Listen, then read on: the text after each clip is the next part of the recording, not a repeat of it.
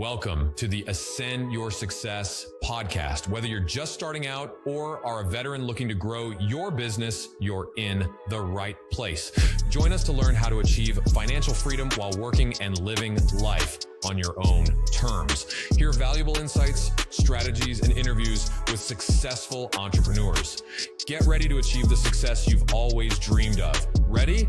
Let's go. What's going on, guys? My name is Wyatt Reed, and this is the Ascend Your Success podcast. And today, I get to interview Ben Jimmerson, who was connected to me through our friend Phil over in Tuscaloosa. But you're in Dothan, Alabama, right? Yeah, that's right. Awesome, man. Well, thank you so much for being on. He's been in real estate investing for the past 7 years, and we're going to kind of dive into his business and see what he does. Again, thank you for being on, man. Ben, tell us a little bit about yourself and how you kind of got into real estate. Yeah, so like you said, I'm in Dothan, Alabama, the very far right corner of Alabama, butting up against Georgia and Florida. And so I've pretty much been here all my life. But 7 years ago, after working for different companies and realizing that it was just never going to work out, I can't really work for somebody. And plus, just having personal things going on with my son at the time, who had some serious medical issues, I knew that I needed to find an avenue, an outlet to where, if something happened with him, I could, hop on a plane. I didn't want to have to ask anybody, if I was able to go or if I had wonder if I had the time off to be able to do that. And so, just researching, looking at things, one of the biggest wealth creations is real estate. So I was like, okay, let's see what this is all about, and just jumped right into it.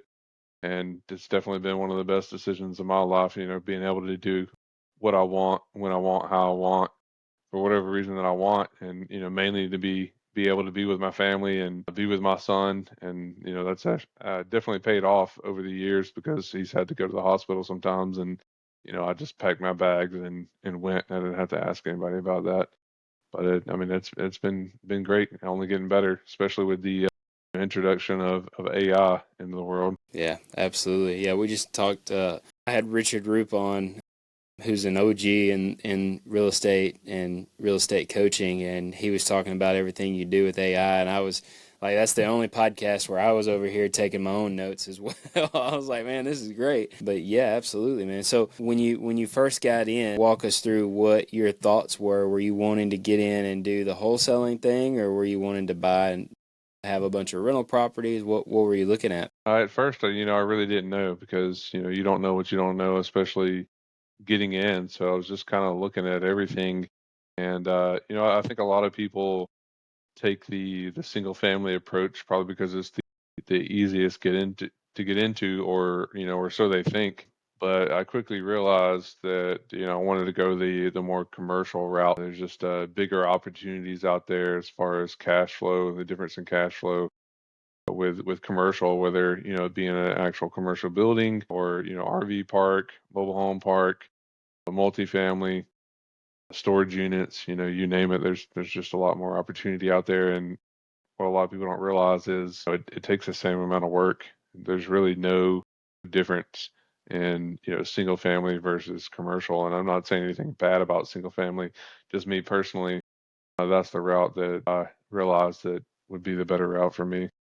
Yeah, I got you. So when you said, sorry, you broke up there for just a second. I lost you for just a second. But when you're saying commercial, are you saying like the multifamily, multiple doors situation, or are you talking about like offices and storage? What are you talking about, multifamily? Well, for me, in my head, I kind of categorize all of those as commercial in general. So any of those. What were you focused on for the most part? Well, at first, I had the eye for really anything, just trying to learn it all, just trying to figure it out. So didn't really focus on anything at first, just, trying everything to see what was going to be my fit. But I really like RV parks. Mm. They're cash flowing machines. They may not be the best tax advantage as other properties are of actually, owning something like an office building or storage units. But I just like RV parks. I haven't really got into storage units yet, but that's something I want to get into. Yeah, absolutely, man. That's awesome. So what does it look like? So I know I can talk through marketing single family homes all day. Does it look the same? Are you still doing the same marketing channels like texting or sending postcards or the same things you're doing on single family homes, or does that look a little different? I mean, in the grand scheme of things, generalize, it's all the same. Obviously, your messaging is a little bit different. Facebook has always been the best lead source as far as like, paid, if you're going to pay for something, as well as, sending out mailers or, nothing beats good old, driving around, looking for dollars. Like there's an RV park that I'm trying to get the capital for, find somebody to partner with right now. That is a cash flow machine. I definitely need some rehab and will probably produce double what it's already doing right now. Where's that one at? I might be Uh, interested in that. Yeah. So it's in Enterprise, Alabama. It's located not even a mile from the gate to the military base, which here is helicopter country. So, this whole area is pretty much propped up off of the Army military base here, and so is that RV park. It stays full all the time. They only have a few lots or pads where they'll have people that come and go, kind of like people that are government contractors. But honestly, I think it's a great property. You got a couple that's owned it for over 20 years. I don't even know. I think they're like 60, 70 years old. Hmm. So they're wanting to finally retire. They got a sailboat that they want to go supposedly sell around the world on, and they just handle the whole thing themselves. And there's a lot of value add there where like and they don't even have a website, or they have one, but it hasn't been updated in years. They're operating things the old way. When I first met them, they didn't really even have any financials to put out there, but since they finally got some stuff together because it actually got put under contract last year by another investor, but it fell apart, I think, because of their financing. Yeah, for sure, for sure. I think that's a golden nugget right there, because that's kind of how I look for storage facilities. These little mom and pop stores that don't have fences, they don't have the kiosk, they don't have, their rents are ridiculously low. You can step into something like that and throw a fence and a kiosk around and up the rents. And it's, those commercial properties, they appreciate based off the income and what they're bringing in, rather than a single family home where you got to put work into it. Now, with these big multifamily or commercial businesses, you just come in and up the income, and you've upped the value of that property, right? And so I love that, and I love being able to do that with little mom and pop stores and stuff like that. So Yeah, that's awesome. absolutely, man. I completely agree with that.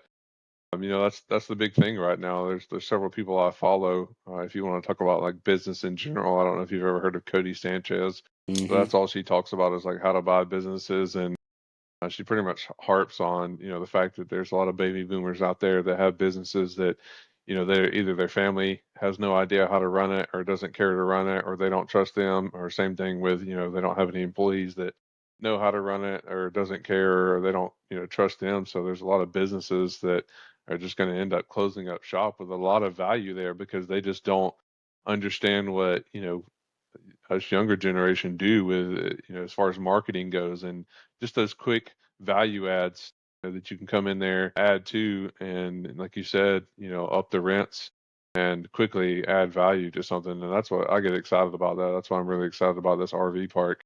Yeah, yeah, absolutely. I joke all the time because my mom and dad told me they're entrepreneurs too. Like they've owned a barbecue restaurant for over 30 years, and it's successful, right? And we've had a great childhood, a great upbringing. We never wanted for anything, but when I told my dad I was quitting my job to go into it full time, he was like, "Oh, you're crazy." And he had no clue what I did as far as real estate goes, but he's like, "You're crazy. You need to go back and get your job." And that was a good job, and I'm just he still doesn't know what I do, but he's cool with it now.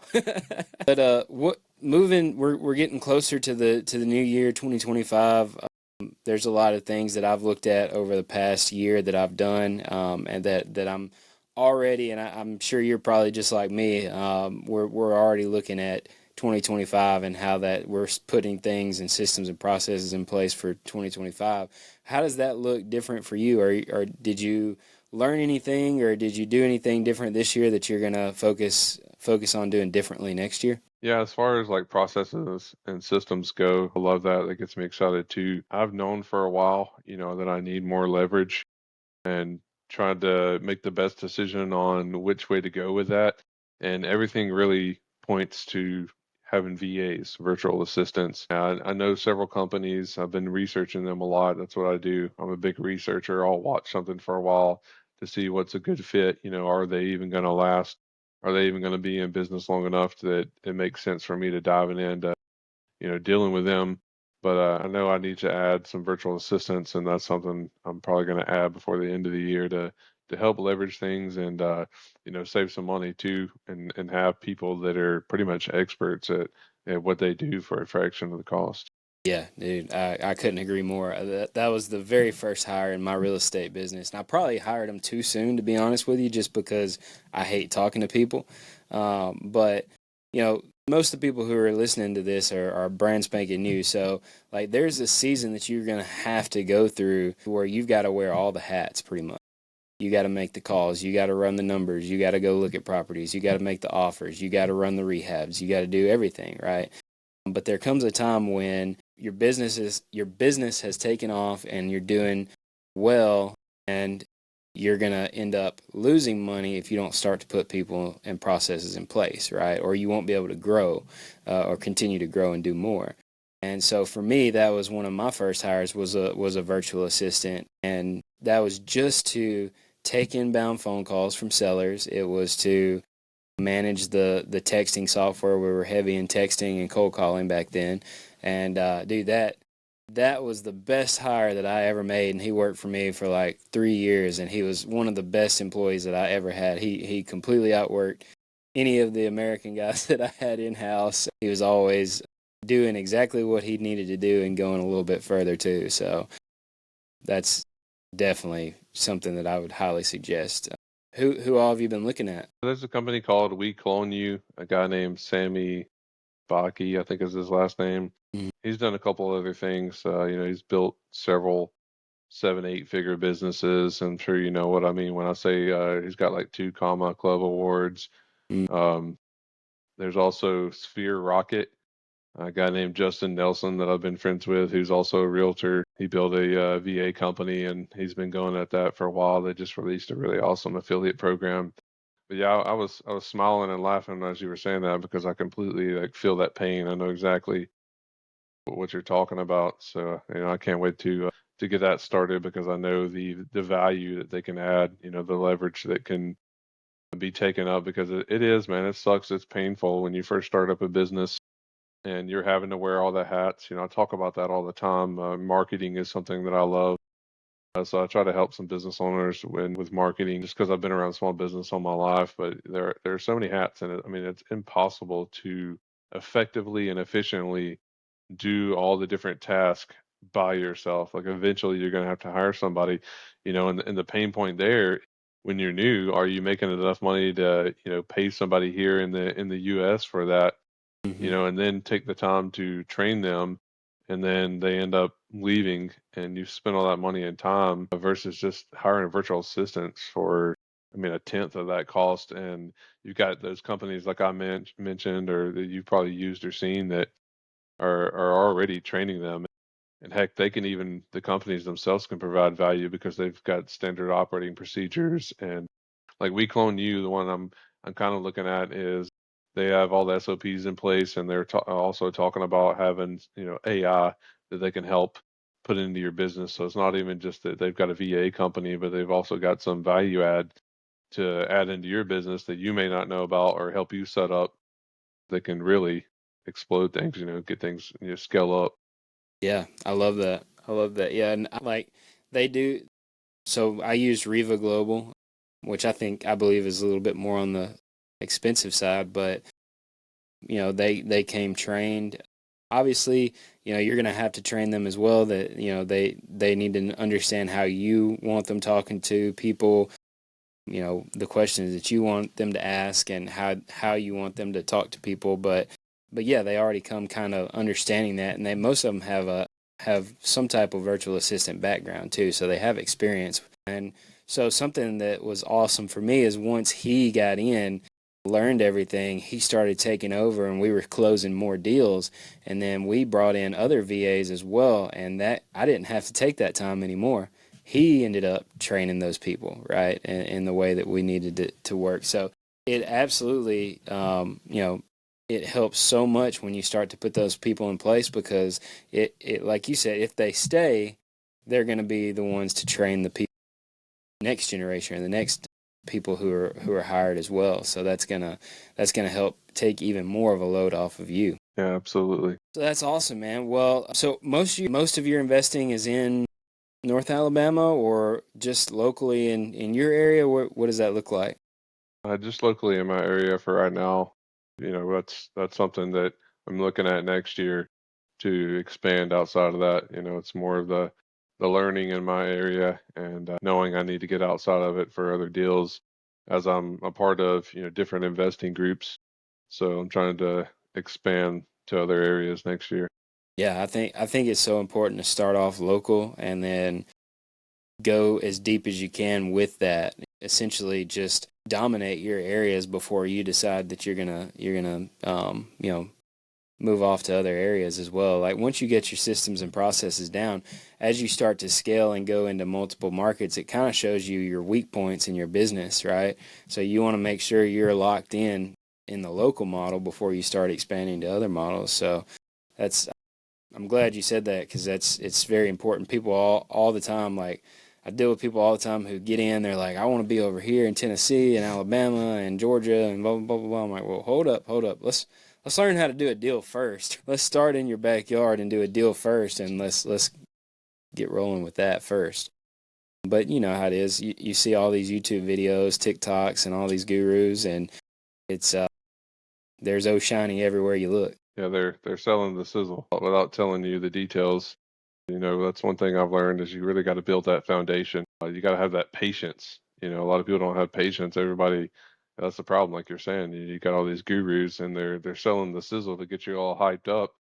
But then you get in, you're like, oh, this is not what you were selling. This is not what you were putting out there. That's one thing that I love to kind of talk about, like the real and the raw. The down and dirty, the nitty gritty, because it's the reality of things. It's just like me being a realtor too, as well. A lot of people think they want to become a realtor and get in, to real estate and help people sell and buy because they see HGTV, right? Hmm. And then they get in and they realize, oh, I have to actually work. I've got to do something. And with the way that the world is right now, everybody's attention spans are so short and they don't have patience. But unfortunately, you're running a business here. You got to have that patience and build that foundation and just put in the work over time for it to actually become something. So, question about being an agent and investor. I have people come to me all the time, and they're like, "Hey, I'm thinking about getting my license so that I can learn how to get into investing." And to me, that's, I've never had my license. I think it's kind of funny to hear them say it that way, instead of just saying, "Hey, I think I'm going to get into investing to learn investing," right? So, what are you do you see that a lot? Do people ask you that? Hey, should I get my license first and then do investing, or what do you say about that? No, I'm glad you said that. Yeah, I do. That's what people think. And, honestly, that's what I thought. So I became a realtor first, and I was like, okay, eventually I'll get into investing. But honestly, I mean, it's kind of 50-50, right? It's got its pros and cons. If you get your license, now you're held to a standard where if you don't have your license, you don't have to deal with all the crap that we have to deal with, or disclosures and stuff like that. But I would say if somebody wants to get into investing, just go straight for that. Yeah, honestly, I wish I had done that. Like if I had knowing what I know now, going back, I just would have went straight into investing. That's awesome, because you kind of just answered my last question too, was knowing what you know now. What would you do differently, or what kind of advice would you give newer investors who are thinking about getting into real estate? Probably one of the biggest pieces of advice I would give them is mindset, right? Everybody gets into this and there's all these mental roadblocks. So there's no way I can do that. Or, especially thinking that you have to have the credit score or the money yourself to be able to do something when in fact, OPM is other people's money. You just need to have the right mindset, surround yourself with the right people, have an attitude of not quitting, not giving up until you get to where you want to go. And the biggest thing is, take action. There's so much information out there. I was talking about this the other day on another podcast. I'm a big quote person, but one of my favorite quotes is, it's simple but not easy. It's simple because there's so much information out there. Like, finding information is so simple. You know, the not easy part is the not easy necessarily to learn that information, because it takes a while, right? That's where that patience comes in, and that perseverance and that dedication. But the information's out there. It's plentiful. You just got to go look for it. You got to take the time, but just have that right mindset, get around the right people, and don't let anything mentally limit you or have a mental roadblock, and just realize, there's other people that are doing it. So why can't you? Yeah, exactly. Yeah, I put out a post on Facebook the other day. If I could help you get your first rental in the next 90 days, would you take me up on that offer? And we had a ton of people blow it up, but there were some people that were like, well, what about my credit score, and what about this? And I'm like, thank you for asking that, so that I can overcome these objections before I even get people on the phone. It's like, well, if you got bad credit, then you're going to have to either partner with somebody, or you're going to have to start pitching seller financing, or a mixture of both. And we're able to overcome those objections. And we are our own worst enemy. 99% of the time, it's like we think about all the things that could go wrong instead of all the things that could go right. And most of the time, we talk ourselves out of it based out of fear. And it's you got to either eventually bite the bullet and just jump in and do it, or you're gonna be working that 9-to-5 job the rest of your life. And that's, either way, I mean, that's not a bad thing. We've got to have people in this world that work and do things, right? But you don't want to be that guy that's doing it based off fear from trying something else, right? So. Well, Ben, I really appreciate you coming on. Thank you for sharing how you run your business and the ins and outs of it. How can people get a hold of you and talk to you about either getting into real estate or asking questions and stuff like that? I'll make it real simple for them. Literally just Google my name, Ben Jimmerson, and I promise you I'm going to show up, because I've made a point to try to be all over social media. So, but yeah, Facebook is probably the best way. I'm on there more than any other social media channel that's out there. My phone number's on there because I'm a realtor, so you can definitely find me if you just Google my name. That's awesome. Well, if you guys want to learn more about how Ben does what he does, then just Google him and try to find him and reach out to him on Facebook. But hey, thank you so much, Ben. I really appreciate it. Thank you for having me on here. Awesome. Hey guys, if you heard anything that you listen to and you're like, man, I'm interested in that, I kind of want to get some more information on that, I want to start investing, go to ascendyoursuccess.com and fill out an application. It's a ridiculously short application, and then I look at every single one of them, and I hop on a call with everybody who submits one. So we can talk through whatever you need to talk through, and whether you're in or you're out, we'll see you on the next one.